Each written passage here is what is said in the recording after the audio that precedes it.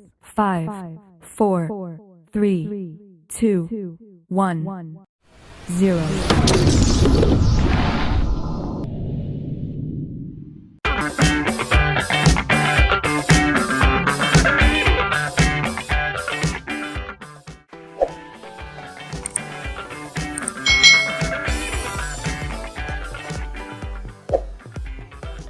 Halo adik-adik semuanya, selamat datang di channel YouTube Kak Citra.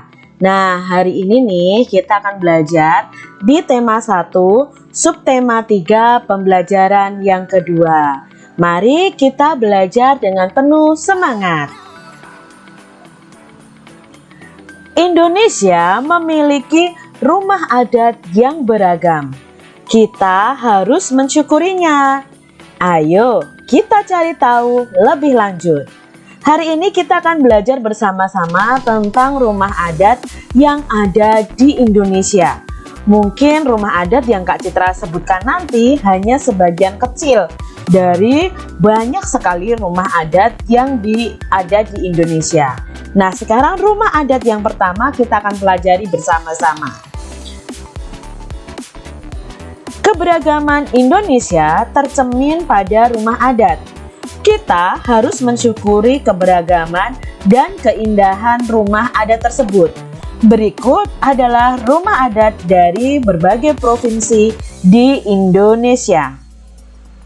Yang pertama adalah Rumah Gadang. Rumah Gadang ini adalah rumah adat dari Provinsi Sumatera Barat atau kalau disingkat Sumbar. Nah, seperti apa rumah gadang? Nah, ini adik-adik gambar dari rumah gadang. Berikutnya ada rumah Aceh ya. Bukan rumah tapi rumah Aceh atau rumah adat dari Aceh ya. Nanggro Aceh Darussalam. Ini adalah bentuk dari rumah Aceh. Ada rumah Balai Batak Toba yang berasal dari Sumatera Utara atau Sumut. Nah, bentuknya seperti ini adik-adik. Berikutnya ada rumah adat Tongkonan. Itu berasal dari Provinsi Sulawesi Selatan atau Sulsel, khususnya dari suku Toraja. Nah, bentuknya seperti ini. Sangat unik ya adik-adik ya. Lalu ada Baileo, ini adalah rumah adat Provinsi Maluku. Rumah adat dari Bangka Belitung. Nah, ini adalah rumah adat dari Bangka Belitung. Rumah Joglo dari Jawa Tengah. Nah, kalian yang berasal dari Jawa Tengah, itu rumah adatnya adalah rumah Joglo. Ada rumah Honai, itu rumah adat dari Provinsi Papua. Bentuknya sangat unik adik-adik, seperti jamur ya. Tetapi ini adalah kekhasan dari rumah adat orang Papua. Itu tadi tentang rumah adat yang bisa kita pelajari. Nanti adik-adik bisa mencari tahu berbagai macam rumah adat yang ada di Indonesia. Di sini ada bacaan berjudul Mozaik Kreasi Bersama. Lani duduk termenung di meja ruang tengah rumahnya. Di hadapannya terbentang sebuah karton besar, masih kosong. Pak Burhan memberi tugas kepada anak-anak untuk membuat mozaik kreasi sendiri. Tugas tersebut harus dilakukan secara berpasangan. Lani berpasangan dengan Edo. Sejak kemarin, Lani sudah mencari ide untuk tugas tersebut, tetapi ia belum menemukan yang sesuai. Ah, tunggu Edo saja, pikir Lani. Tugas bersama akan lebih baik hasilnya jika dikerjakan bersama. Beberapa saat kemudian, Edo datang. Benar saja dugaan Lani, Edo sudah mempunyai ide untuk mozaik mereka. Usul Edo adalah membuat mozaik rumah adat. Edo berasal dari Maluku. Ia sudah punya contoh gambar rumah adat Maluku. Bayi Leo namanya. Menarik, Lani pun memberi usul untuk membuat juga mozaik rumah adat dari daerah lain.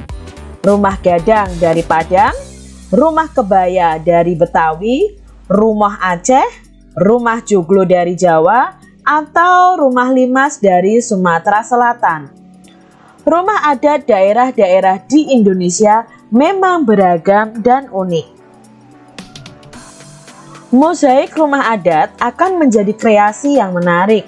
Selain itu, ketika nanti teman-teman mencoba merangkai mozaik, mereka akan belajar juga tentang keragaman rumah adat Indonesia.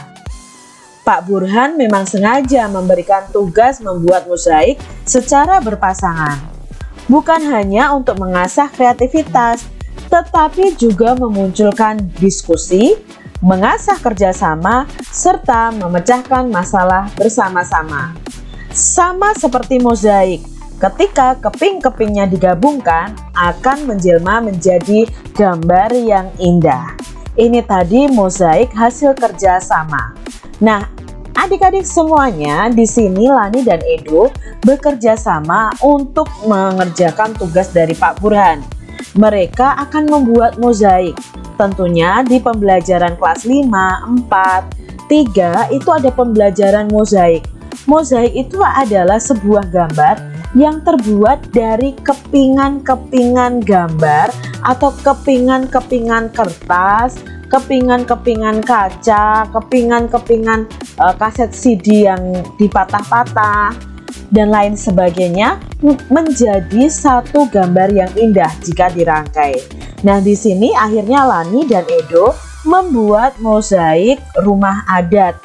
Nah, di sini mereka juga belajar tentang keragaman rumah adat di Indonesia.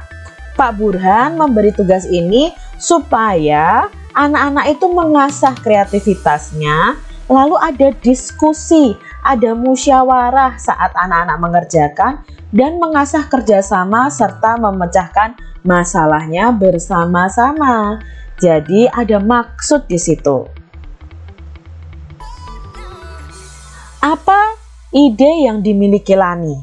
Apakah Lani awalnya punya ide? Ya, Lani masih bingung adik-adik ya. Lani belum memiliki ide apapun. Apa ide yang dimiliki oleh Edo? Ya, Edo memiliki ide untuk membuat mozaik rumah adat di Indonesia. Bagaimana mereka menyikapi ide-ide yang berbeda? Ya, mereka bermusyawarah, mereka berdiskusi bersama-sama, seperti penerapan sila keempat Pancasila tentang bermusyawarah. Apakah ide mereka yang berbeda memberikan manfaat? Iya, ide mereka yang berbeda malah memberikan manfaat supaya tugas-tugas mereka itu semakin bagus, semakin beragam tugas-tugas mereka. Kerjasama apa yang terlihat pada cerita di atas tadi? Ya, kerjasama menemukan ide untuk mengerjakan tugas membuat mozaik, lalu kerjasama untuk membuat mozaiknya antara Lani dan Edo. Apa manfaat kerjasama dalam keberagaman? Nah, apa nih adik-adik manfaat kerjasama dalam keberagaman? Manfaat kerjasama dalam keberagaman adalah 1. Kita bisa menyelesaikan masalah atau setiap pekerjaan kita dengan diskusi. Kita bisa menyelesaikan masalah atau pekerjaan kita supaya cepat selesai. Pekerjaan yang berat akan terasa ringan jika dikerjakan bersama-sama, karena muncul ide-ide dari setiap orang yang ikut dalam kerja sama. Hal baik apa yang bisa didapatkan ketika mereka bekerja sama dalam keberagaman? Hal baik apa nih adik-adik yang bisa didapatkan? Ya, hal baiknya adalah tercipta persaudaraan semakin erat walaupun berbeda. Lalu mereka bisa menyelesaikan masalah yang ada, bisa menyelesaikan tugas yang ada. Mereka saling berpendapat, mengasah pikirannya, mengasah kreativitasnya. itu adalah hal baik yang bisa kita dapatkan dari kita bekerja sama. Nilai-nilai apa yang dapat kita contoh dari cerita Lani di atas? Apa yang bisa kita contoh? Ya, dari nilai kedisiplinan mengerjakan tugas ya. Mereka disiplin mengerjakan tugas. Nilai kerjasamanya ya. Nilai menghargai pendapat yang berbeda. Itu yang bisa kita contoh dari cerita Lani tadi. Coba kamu bisa membuat cerita pengalamanmu tentang kerjasama yang pernah kamu lakukan. Isinya boleh jenis kerjasamanya. Misalnya kerjasama kalian yang pernah kalian lakukan adalah membuat tugas bersama-sama atau berlatih menari bersama-sama. Boleh adik-adik. Lalu apa perbedaan yang ada? Pernah tidak ketika kalian bekerja sama dengan teman kalian ada perbedaan? Nah, coba ceritakan perbedaan yang ada. Lalu ceritakan juga manfaat dari kerjasama dalam perbedaan dan nilai-nilai baik yang bisa kamu ambil dari kerjasama tersebut. Kalian bisa tuliskan di buku kalian masing-masing. Berlatihlah kembali tari bungung jumpa dengan formasi berdiri dan duduk. Jangan lupa ya adik-adik, gunakan iringan musik. Pastikan bahwa kamu dan teman-temanmu itu hafal gerakannya. Nah adik-adik, kalian boleh berlatih tarian bungung jumpa dari Aceh ini untuk kalian bisa pentaskan nih di depan teman-teman kalian. Kalian bisa bekerja bersama-sama. Nah untuk mengingat kembali, ada formasi yang bisa digunakan pada tarian supaya gerak tarinya tidak monoton. Posisi penarinya tidak monoton atau tidak membosankan. Nah, kita pelajari yang pertama ada formasi horizontal. Nah, adik-adik pasti ingat ya, ada formasi horizontal. Lalu ada formasi huruf V, ya, membentuk huruf V. Lalu ada formasi membentuk huruf O. Ada juga formasi membentuk zigzag ya. Jadi kalian bisa buat tarian bungung jumpa ini dengan berbagai macam formasi. Meskipun kita berbeda, kita harus bisa bekerja sama. Kerjasama dalam perbedaan itu akan semakin memperkaya kita. Ingat ya adik-adik, semboyan kita adalah Bhinneka Tunggal Ika. Walaupun berbeda-beda, tetapi kita tetap satu dalam negara kita, Republik Indonesia. Demikian tadi adik-adik pembahasan kita bersama di mata pelajaran tematik tema 1 indahnya kebersamaan, subtema 3 bersyukur atas keberagaman, pembelajaran yang kedua. Semoga video pembelajaran ini bermanfaat untuk adik-adik semuanya. Sampai jumpa kembali di video pembelajaran selanjutnya. Tuhan memberkati. Jangan lupa tekan tombol subscribe, lalu tekan loncengnya, tekan juga tombol like, lalu share ke media sosial kalian. Jangan lupa untuk ikuti media sosial Kak Citra. Terima kasih.